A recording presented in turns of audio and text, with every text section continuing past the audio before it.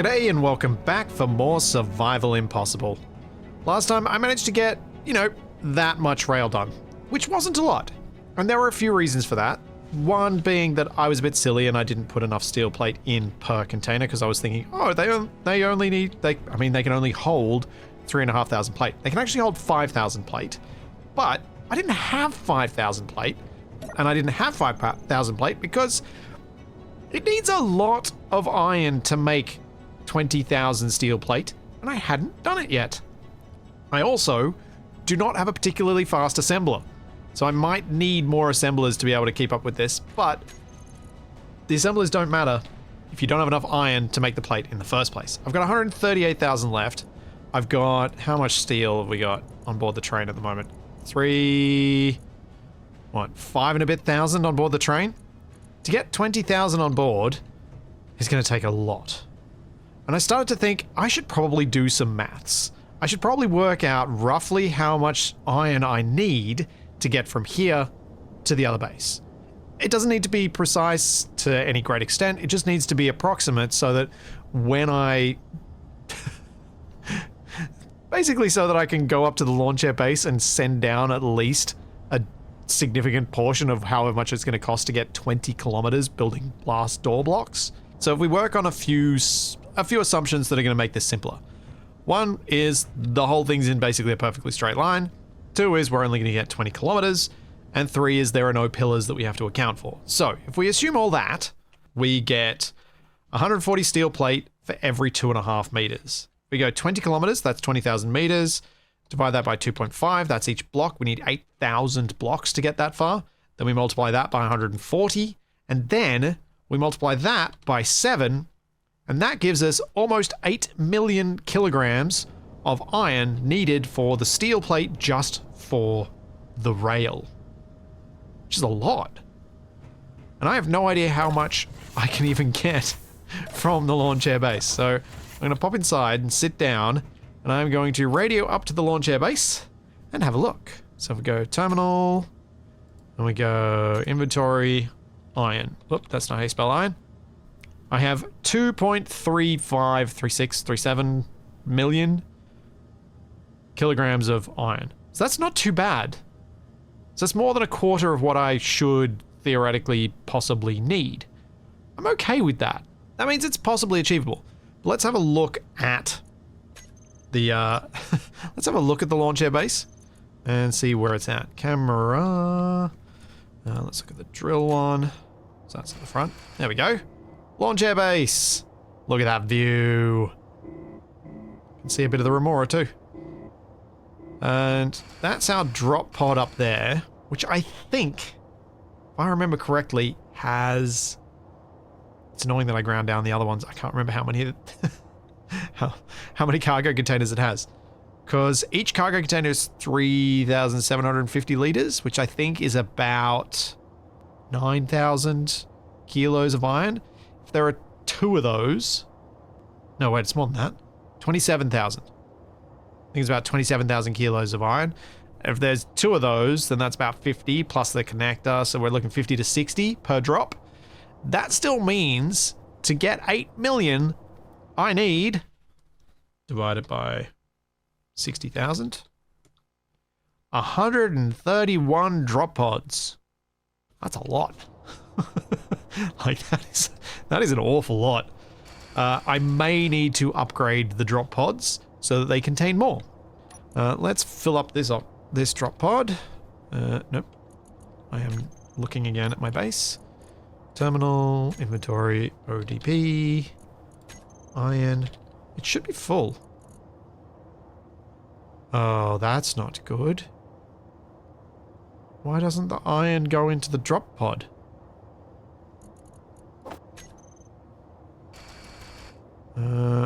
That conveyoring all looks good. The sorter looks good. That's all fine. Oh wait, hang on. Sorter. Conveyor sorter. What is... It's on blacklist. Small conveyor sorter. Whitelist stone. Don't know which one it might be. Whitelist stone. Oh, wait, no. Every time I do this, it disconnects me. I'm not even looking at the right sorters. Okay. Catapult conveyor sorter. Oh, it's not on. Why is the sorter not on? I feel like there's a control I'm misremembering. There's got to be a remote. There's got to be a control I'm forgetting. Drill remote control? Control. Nope. And the gravity is flipping, so I'm guessing this is on the end of the drill head. Okay. Oh, don't tell me I'm gonna have to go up there. I was hoping I didn't have to go up there, but I've forgotten how I actually even control stuff. I would have thought I put a remote control on the base, but apparently not. Or if I did, it's gone. Because I thought I had a control for sending this stuff down. Okay. Right. Well. So that's busted. That means I have two things to choose from. I can either try and bring the Remora back down and fly back up there with it, or I can build something new to go up to meet the Remora and then repair, fix, set up controls, build a remote control, that sort of thing, so that I've got a proper control system for this while I'm up there. Let's have a look at how much fuel there is in the Remora right now to see if flying it back is viable, or if I'm going to need to take a refuel for it as well. Hydrogen tank, 9.9, 12, 2, 12, and 12. So it's got a bit over 10% fuel remaining. And the small tanks all have a little bit in there. I think, I may be wrong here, but I think the last time I flew the Remora was before the hydrogen rebalance. So I think it was last flown before they added massive amounts of capacity to all of these tanks. And so it was planned around a much lower amount of fuel. So that was why it has so many tanks. Like 6 tanks for something that's just got to go to space. It's quite a lot. Even I'm like, yeah, it's 2G basically, but it's still a lot. Oops, got the wrong thing. Got food instead of water. It's got parachutes, so you know what the heck, let's bring the Remora home. If I'm right that this was made before the hydrogen rebalance, then that means once I refuel it when it gets back here, it should be able to comfortably get up to space without the booster segments that it used to have. So I don't need to rebuild those, because those are gone. Alright, and antenna, make sure those are on. Don't want to get disconnected, because then I'll have to build something to get up there. What else could possibly go wrong? Yeah, that should be... With the antenna on, I should be safe. Disconnect. Whoa, why?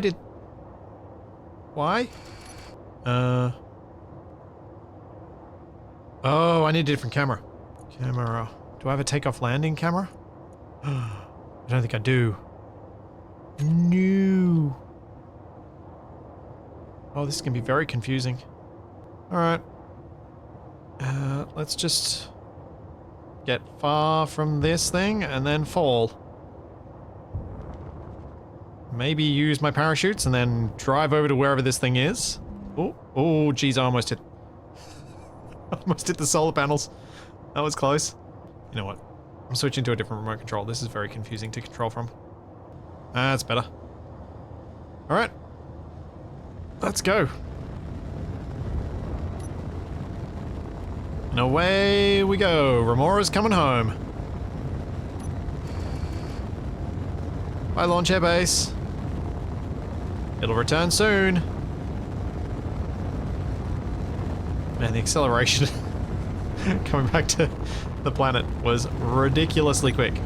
So what I need to do is ensure that the parachutes are on. I don't know what control that is on my hotbar, so I'm going to grab all these. Turn them on. Auto deploy height 1,000 meters. Yeah. Just for those worried, yes, there is canvas in the parachutes. My hope is that the parachutes will allow me to come to a safe landing, and then I can always go collect this, get extra fuel and stuff like that. I'm pretty sure I'm fairly safely falling in the valley that I want to be in. but I think I'm also falling quite a fair way off from base. I reckon my landing site's going to be about here somewhere.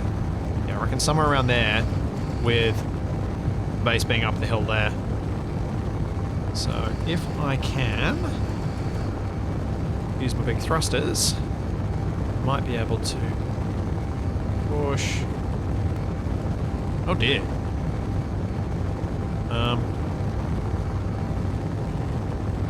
Oh dear. I don't think this thing has enough thrust to lift itself in this gravity. Man, I hope these parachutes deploy. I really hope they deploy.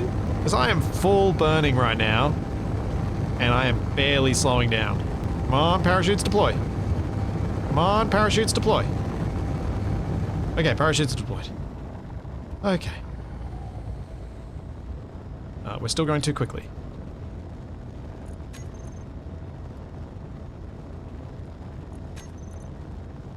More parachutes. Thank you. Where am I? Oh, nice. Not too far from the base at all. I may have overshot in my corrections. I can possibly fix that. Yep, keep pushing, keep pushing, keep pushing. See if I can land on the top of the hill. It'll be so much easier if I can. Come on, come on, come on, come on, come on, come on, come on, come on, come on. Oh, crunch. I'm down. Let's go have a look. See if I broke anything. Grab some water first. Hey! Lock it to the ground. I don't think it took any damage. I am a little concerned by the fact that it basically doesn't have enough lift to lift itself. It does make me think that I do need those boosters. Or I need to do some modifications to this to make it more easily reusable. Man, kind of forgot how much fun I had designing this thing and trying to make it look interesting and different to other things I'd built. How am I going to get this back to the base? I think I designed it so that the crane would lift it up and onto the launcher truck, which I never finished, which is over here. Park it alongside, then I go grab the crane, use it for the first time in forever. Spend half an hour setting up the park script on it so that I can control it better. And we should be loaded up. No problems. Oh boy. I was a lot more cautious with my cranes before this the scrapyard save. This thing moves so slowly. And I am going to have to import the park script new, because this was before you had the ability to set multipliers for speeds. Alright, we're locked. Let's unlock from the ground and hope this doesn't all tip over. Let's also remote control. Turn off dampeners. Right, the crane is really light and the Remora is really heavy. So I hope this doesn't end up poorly. Yeah, it's not going so well so far. Oh dear. Yeah, that's not going well at all. I do have a landing gear on the truck though. So I might be able to get that to work. So I've spent the last 15 minutes or so just staring at this thing going, how do I do this? I don't want to have to rebuild my crane just now. I am definitely going to need to rebuild this crane if the Remora needs recovery like this. My hope is that I can get this aboard this truck to a point that I can actually drive it inside the hangar, maybe? Alrighty, well, after way too long trying to get the crane to work, trying to get the Remora back on the truck, I give up. It's just too hard. I'm gonna have to rebuild the whole crane because it just cannot lift the Remora. The Remora is just too heavy. I might be able to possibly lift it in two parts, like take off the shuttle part and, but really, I just feel like it's all too heavy. It's much bigger than it needs to be. So instead of messing with it right now, because I do want to get back to the train, because I do want to get the resources, I'm just going to, well, I'm just going to leave that there and deal with it another time. Instead, what I'm going to do is I'm going to build a new shuttle, because I genuinely believe building something new is going to be quicker than retrofitting that. because like trying to reshape the armor with shapes already there, it always takes longer. I'm going to build something unarmed that can just take me up to the launch air base and back. And because we've got flat atmospheric thrusters now, I should be able to make something that can fly in Atmo and can fly all the way up and back, not need parachutes, not need recovery, not need anything fancy like that. So let's get started. So I've started off with something here that's arguably going to make this take a little bit longer than it would have if I just built a cockpit, but I'm starting off with a proper internalized space. And the reason I want to do this is because I've been looking at a lot of glass cockpit designs, both in large and small grid, because they think they both kind of face the same problems. And the ones that look best do, at least the ones that I've liked, that I've found so far, do one thing in common that I think is worth highlighting. And that is, instead of starting the glass vertically, so say I got a piece of glass and put it there, instead of starting a piece of glass pointing back like this, the glass starts by going out the front. It goes out further forward. Wait, no, I don't want to use that one. I want to use the taller one, I think. So we start with one there and one there. That's going to give us the attached pieces. And we go here. Here. Now you can do this either with 1x2, like either with the 2x1s or with the 1x1s, but it seems to me if you start the slope of the glass going up, you can then move straight to a slope working in the other direction without it looking a bit strange. The reason I think this ends up with cockpits that look better than if you were to build the cockpit glass going straight up or coming straight back is that if you built it with the cockpit glass coming straight back, what you'd end up with is the control seat back here. So the feet are several meters from the nearest glass. If you built it going straight up, it ends up looking quite square, which can work for some designs, but not for all. And if you build it going out forwards, you can sit quite close to the angle of the glass, but still retain that sharp angle and still retain good visibility. And I just had never actually looked at it that closely to realize before, and I felt like it was something worth highlighting because it does feel like it makes a big difference while also being a fairly simple rule to follow. When I say rule, it's aesthetics. There are no rules. It's just what you like and what works best for your particular build. But as a bit of a guideline, as a bit of something to follow to get better looking cockpits, I genuinely think this is going to help a lot of people. It's going to help me. One of the first ships I noticed this on was one by Austria, the same person who made the VSE Fix mod that I highlighted the other week. Yeah, looking at this from the outside, starts looking okay. Looking at it from the inside, looks okay. Looking at it from the control seat, it looks okay. Like everything looks kind of right. It just makes me happy to have finally an idea. And as long as we put the correct bits of armor plate, well, armor block, in around it, we should end up with something that is fully airtight.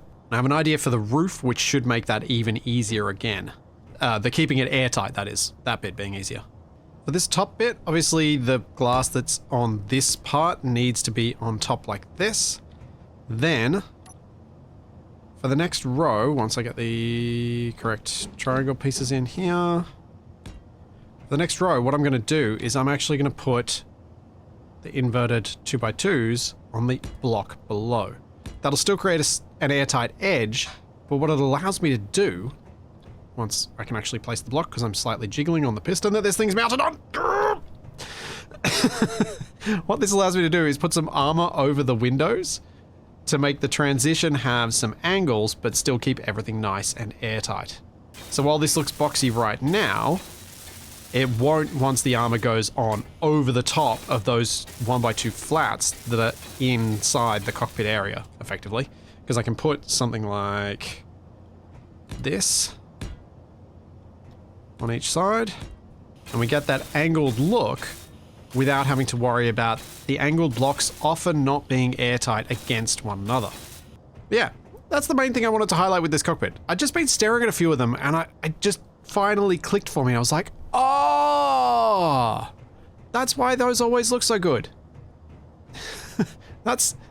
There are literal, there are objective elements to this that I feel like I can articulate well enough to be like, yeah, I should highlight this. This makes a difference. The other thing with glass cockpits that I think makes a big difference is the glass should be painted dark. Not necessarily black, but at least dark.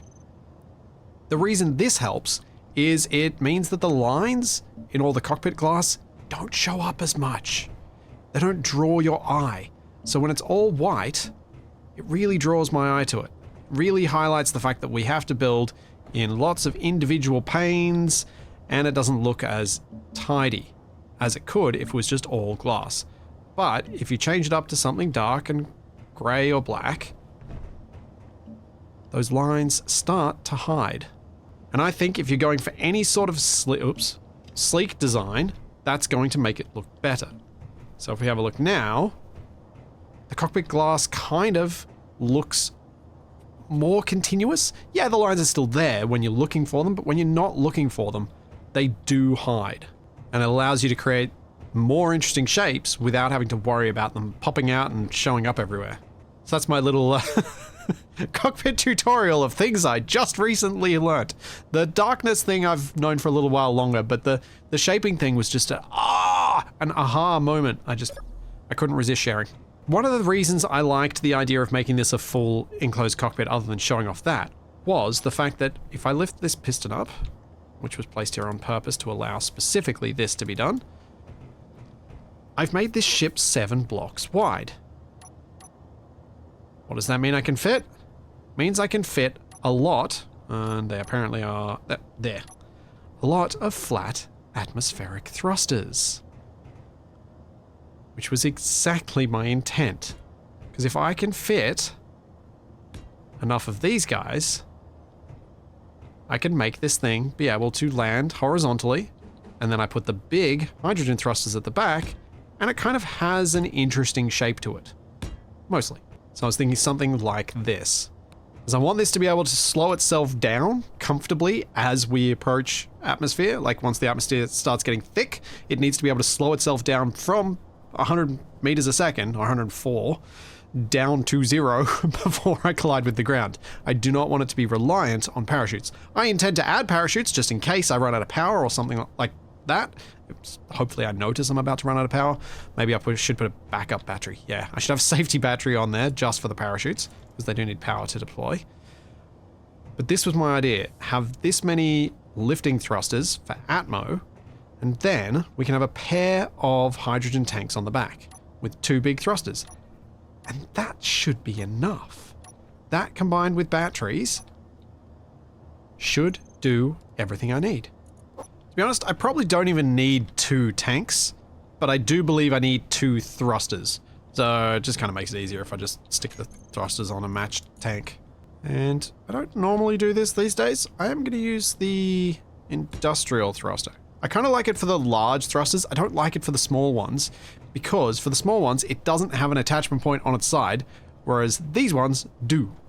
So you can attach blocks to the side of these thrusters. As you can see, it can attach on its side, but with the DLC ones, I can't even rotate this because it won't let me because it doesn't have those attachment points, which makes it genuinely less useful. Okay, so that's about the scale I'm going for. I think this looks kind of fun at this size. I think it should be able to look interesting enough. So I'll get all this constructed and see where I'm going to put all the lateral thrusters for both hydrogen and Atmo. Because that'll kind of dictate a lot of the shaping that goes on around here. And how a lot of it's going to go together. I'm going to need a connector for this. But I don't think I'm going to need much in the way of cargo. Because this isn't a cargo shuttle. This is just a me shuttle. The sort of stuff that I need to bring up to the launch air base is stuff like cobalt, because everything else I can get up there. Or cobalt and magnesium, so I could take up just ingots of those, and they're not exactly large. That's why I haven't really included any design for cargo in here, particularly cargo accessible from the outside. Now, I could put a medium cargo in here, in the middle here, and maybe point it upwards and have, I don't know, say, if I rotated it that way, maybe I could have it sitting in there and have a connector on the top. But I think what I'll probably do is maybe, no. Maybe just put one in like this, so I can access the large area of it. I can drop a few items in there. It gives me a bit more storage capacity, but the actual connector is just for fuel and power, which means I can use a little connector, making it much easier to hide. I also need to remember, I need enough space for the batteries to power these atmospheric thrusters, so I probably need to keep that in mind if I'm planning on putting a cargo container that's going to occupy a lot of the space that I had initially mentally put aside for batteries. I decided to go ahead with putting the cargo container in here, and I'm going to try and put the batteries on the top. Hopefully it doesn't make it look too chubby, but I think this shuttle on the whole is going to look a little bit chubby, but that's okay. It gives me a little bit of room in here as well that I can place stuff like gyroscopes, so I'll pop a couple of those down. I don't know that I need two, but, you know, can always drop their power down if it ends up being a little bit too easy to target. Other things I should probably hide in here are going to be antenna, I guess, and should at least have a small oxygen tank. In fact, I could put a pair of them like this. Have one there, one there. What else do I need to hide back there? Put a few programmable, could put in like some timer blocks and stuff, and an event controller for docking. That'd probably make sense. Event controller, timer block, put another oxygen tank in front like I was planning. And that gives me my oxygen readouts. I don't know if those tanks are airtight. We will find out. If they're not, I can always put just some glass over the top of it anyway. Because I only put the oxygen tanks on the front because I've wanted to be able to see them. So glass will be enough to cover this up. I'm also thinking I'm going to need to put some plate around here to make it look a bit more sensible. Don't need to see the entire bit of the large connection on the cargo container here. Oh, right, one of these should be a vent. Maybe both of these should be a vent. Just for the sake of symmetry. I don't know if I'm ending up going with something a bit too sleek here from the sides, but I've gotten some vents on the outside. Whoop. I've gotten some vents on the outside tucked in here, with the batteries coming in behind. I want to see how the batteries are going to look. A pair of batteries should be enough, with a couple of safety small batteries in there just as backups for parachutes, etc. And I still need to figure out where I'm going to put the parachutes. I don't think I'm going to be able to get the parachutes especially well balanced here. Yeah, I think with some extra bulk around the sides, this could look okay. But as long as the parachutes allow me to get to the ground without destroying this, it should be okay, because then I can come along with something and just recharge it and get it to fly itself back. Which means I probably need to have... nah. I was going to say I probably need to have a connector both on the underside, which is my planned parking connector, but also another connector for recharging, but realistically, nah. I think it will be adequate to have a single connector, and then if I'm in that emergency situation, I have deployed myself somewhere like that, I can always add the connector at that stage, rather than having something emergency right now. But on the inside, we've got everything pretty much ready to go. So let's test our airtightness. If I just close these doors... Vent, fan, internal, then we go... fan, external, and set those to depressurize. These tanks should start filling. Now these guys are definitely showing a leak. Rather unhelpfully, I can't see the path that it's rendering. Poop. Okay, so the tanks are definitely not airtight. Okay, let's put some glass over them then. Hey, no more leaks. Cool. So everything else in here is purely decorative in terms of leak control, but isn't actually leak control. I think I'm going to go with, where are those 2x1 slopey bits? I like the idea of them the most. Something like this around the cargo container. Just to hide a few more of those edges a little bit more nicely. I'm not going to put the plate in these spots just yet, in these three, because I do wonder if I'm going to end up putting some sort of display or something interesting up there. I could, actually, why don't I put some LCDs in there? That way it'll hopefully remind me that that was my plan. Ooh, console modules. Could we put something fun up there? Just trying to think of what I would do, because these are going to be... do we put the... If I put the buttons, it's asymmetrical, but... If I put that in there, does it look less asymmetrical? Oh, hang on. Are the buttons airtight? Also, I should check if this is going to be really irritating at a later stage, because I hit my head on it as I go through the door. No, looks good to me. Let's pop that in, then... The middle, let's grab our LCD. And put an LCD in there. Will I ever use these buttons for anything? Probably not. Do they look interesting? Definitely do. Check that out. That makes this feel much more like some sort of interesting bridge. And hopefully is airtight when I put one of these fellas in here. Yeah, it is. Sweet. Oh, actually, I have a better idea. Now that I've done this, these totally just need to be LCDs. Which I hope are airtight, but I don't recall. Yep, airtight. Cool. So what I'm going to display on this is text and images. No. Apps. Energy and hydrogen. Oh, there's no oxygen thing by default. I might have to look into adding something interesting there, but for the moment, I'll just leave it with energy and hydrogen on these, and maybe some other gravity. And for this one, let's put... Yeah, I'll just put a clock. Yeah. Yeah, I'm really happy with that. A couple of little lights for internal lighting. And we have ourselves a nice little walkable cockpit. One of the things I should make sure I've put in this cargo container, as it is piped up to the rest of the ship, so I should be able to pass these things through, is make sure that it's set up with Izzy's to load me up with food and water every time. Now obviously I can't use the oxygen tanks that I have here to access them directly to fill my bottles, but at least my suit can fill here, which is nice. One of the things I should... Oh, that's what I need to add. These buttons. If we go... Yep. And we go fan. These two need to be a group. Internal air vent. Let's just call this the shuttle for now, because I'll wait till you guys give me some suggestions for names, because I'm not very good at names. Then these buttons. Shuttle. Depressurize on and off.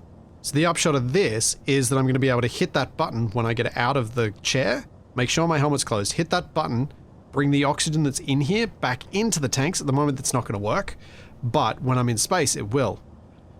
What it makes me want to do though is actually flip these air vents around, because at the moment when I'm standing near that button, I can't see the readout of them, so I need them to be the other way around. So that I know that it has changed their status, and I know which status they're in.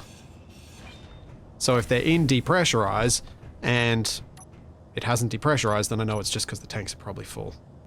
So now when I hit that button, I can see that it changes to blue, and it's on depressurize. I change it back. Yeah. Yeah. Oh, I love that we have the ability to make this in small grid now. This just makes me so happy. I would love to put some more stuff on these walls, but I'm going to stop myself from being too distracted by building this stuff, like this sort of detail in right now, but I do want to add a bit more around here, because obviously looking this way, boring. Looking this way, interesting. Once I decide on the paint scheme for this, I may well change the background color of these LCDs to make them more interesting. Could even change this console out for an LCD one, but I think that almost makes too many LCDs around here. So let's get on to some lateral thrusters. I'm going to start with the Atmo because that's the easiest one, and I'm feeling like I want to do the easy thing first.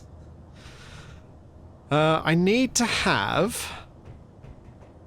I see something. Let's grab red. I'm going to put a red stripe in here. The reason I chose that particular spot for the red stripe is that if you look in the white, we've got block edges there anyway. And I still play with block edges because I like to try and challenge myself to build good looking stuff, or at least moderately acceptable looking stuff in vanilla, rather than just always having block edges off.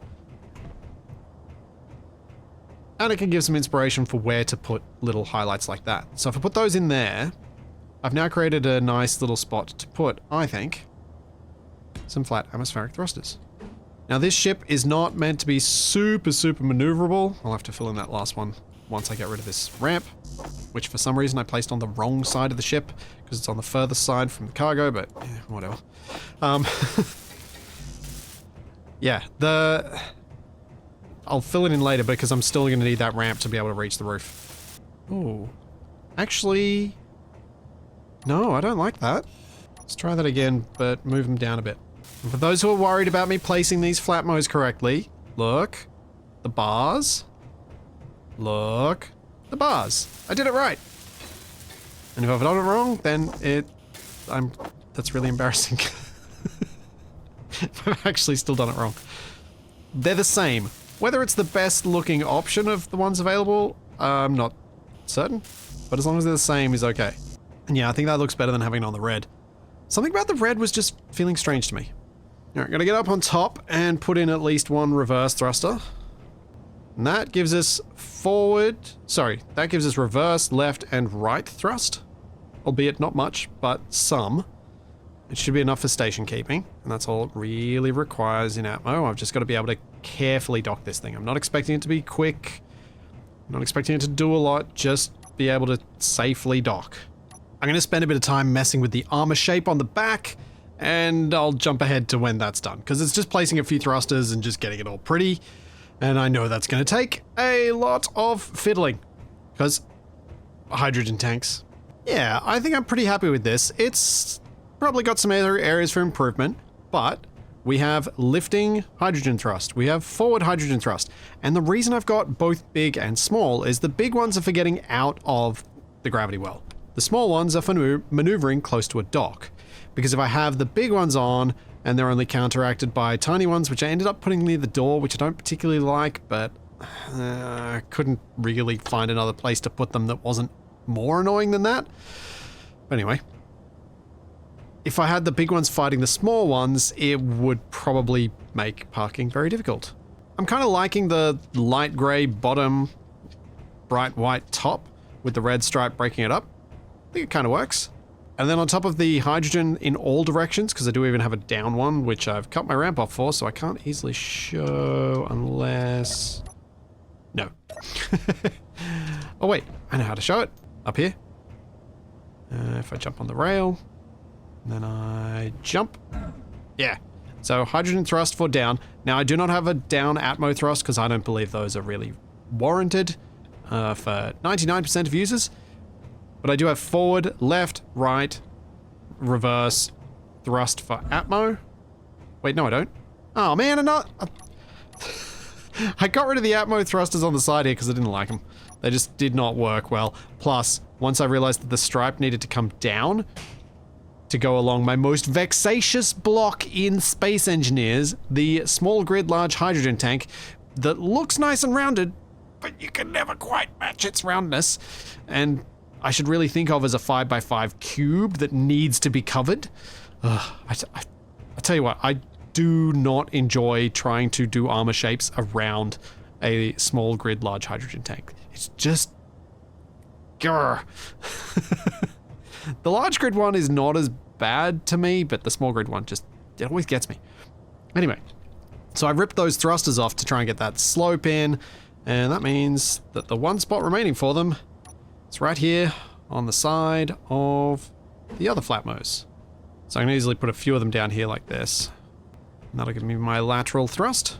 And I'm hoping with these added, I've got everything. I've got an antenna, I've got a remote, I've got a gyroscope, I've got a connector, which if I grab that piston I can show is underneath. Back here. So I've got a connector. Oh, that shouldn't be in that paint. There we go, that's better. I decided to leave the ramps as fixed ramps because, well, it's not really... like, when they're that small, I don't know. I don't feel like it adds too much making them mobile. It is nice, but it's not necessary, and I don't think they draw too much attention to themselves. But yeah, we should be pretty much good to go now. And test this. I should check my batteries and make sure that they are... Yep, they've been getting charged. Up to 29%. So yeah.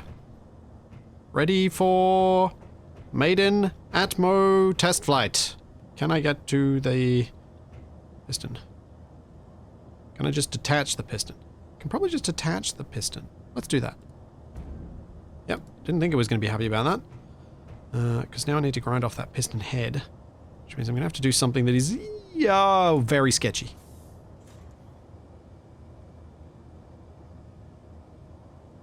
That.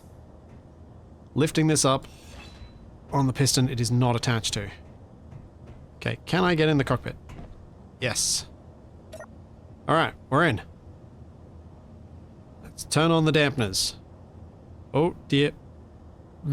Did not have enough thrust for that angle. But we have lift in Atmo. Actually feels like pretty good lift too. Although I do not have hydrogen on board yet, so once I have hydrogen this is going to be heavier. But yeah. I'm pretty happy with my little, for now, pufferfish. Which kind of fits with the fact that the previous launch vehicle was called the Remora. Going with the, keeping with the fish theme. So all I gotta do now is load this up with hydrogen, load myself up with the various bits that I want to take up to the launch air base, and hopefully, next time, I can go up there and figure out why I can't send my iron down. So there's all that, and plenty more to come. And I will see you then. I'm happy with this.